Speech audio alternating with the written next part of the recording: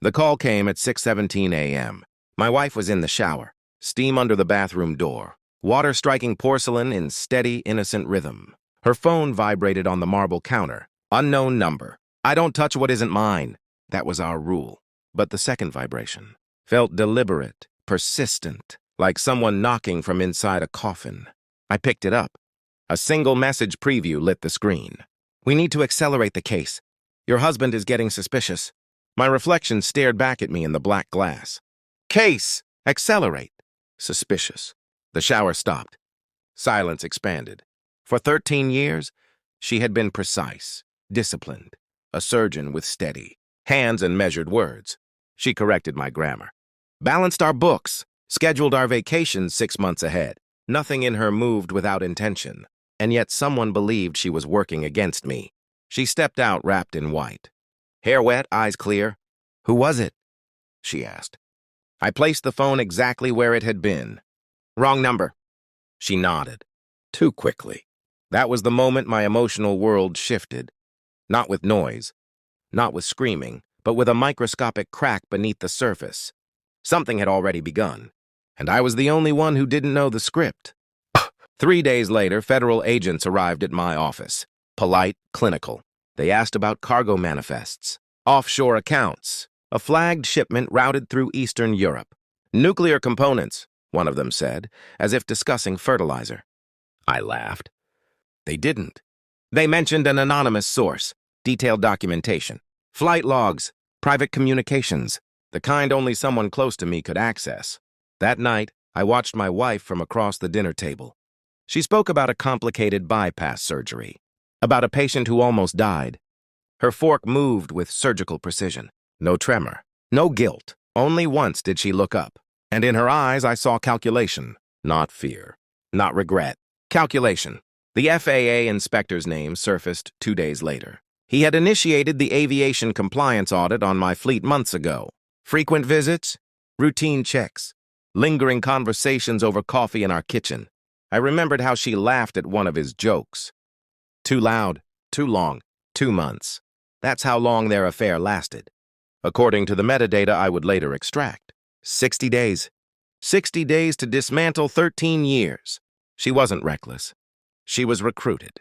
And I was being positioned as the fall guy in a federal nuclear smuggling case. My wife, the surgeon, the inspector. And me, the cargo magnate with too much reach and not enough oversight. I didn't confront her. Not yet. Storms are wasted on people who already believe they're winning. I began quietly.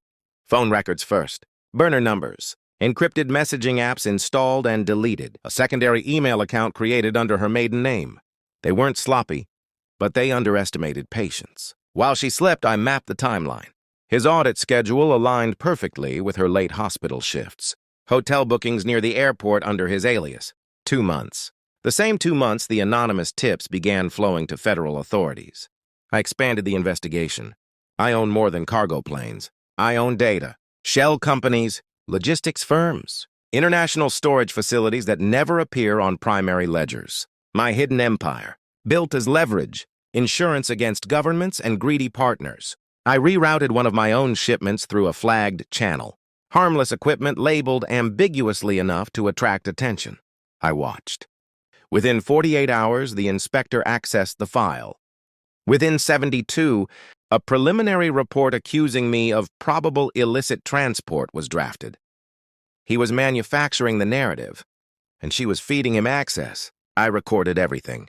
Server logs, IP traces, bank transfers. Yes, transfers.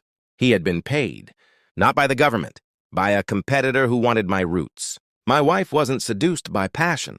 She was seduced by persuasion, by promises, by whispers that I was too powerful, too secretive. She believed she was correcting an imbalance, saving herself from a man she no longer trusted. The irony was almost poetic. She had married a strategist and forgotten. The evidence finalized on a Thursday. A complete digital chain linking the inspector to falsified audit reports, unauthorized database access, and financial incentives. And her, every forwarded file, every encrypted attachment, every calendar adjustment.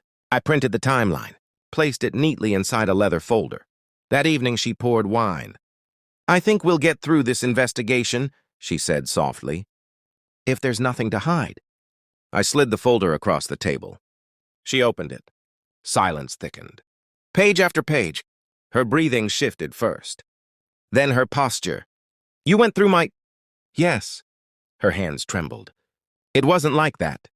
I said nothing. He said you were moving restricted materials. I thought you were hiding things from me. I was. Her eyes flicked up. But not that. She saw the bank transfers then. The inspector's payments, the competitor's involvement. Her lips parted. He used me. No, I corrected calmly. You allowed yourself to be used. Tears surfaced. I felt none. The inspector was arrested 2 weeks later. Not because of her confession, because I delivered the entire case file directly to Federal Internal Affairs and the FBI's Counterintelligence Division. Every forged document, every bribe, every falsified allegation. I didn't defend myself. I dismantled him. He tried calling her from a restricted line before his arrest. She didn't answer. That same week, my daughter-in-law called. If you want to join Thanksgiving, come wash the dishes. She shouted, laughter in the background. She believed the headlines. Believed I was finished. I replied with one word. Enjoy. 2 days later, I finalized the transfer of assets to my Swiss holding. Then I sent a single group message to the family. 7 photographs. My villa overlooking Lake Geneva. Glass walls. White stone. Autumn mountains reflected in still water. 71 missed calls followed. From her. From my son. From relatives who had quietly distanced themselves. Greed is louder than loyalty. My wife stood in the kitchen when the news broke publicly about the inspector's arrest. She watched the television, watched his face on the screen, then looked at me. What happens now? She whispered. Consequences, I said. Divorce papers arrived the next morning. Prepared, signed, predated. I left the country before winter. Switzerland is quiet, efficient, unemotional, like me. From my terrace, the lake looks endless, controlled, contained by mountains that do not apologize for their height. She sends messages sometimes. Apologies, explanations, fragments of regret. I do not respond. She didn't just betray me with another man. She betrayed the assumption that I was weak, that I wouldn't notice, that I wouldn't prepare.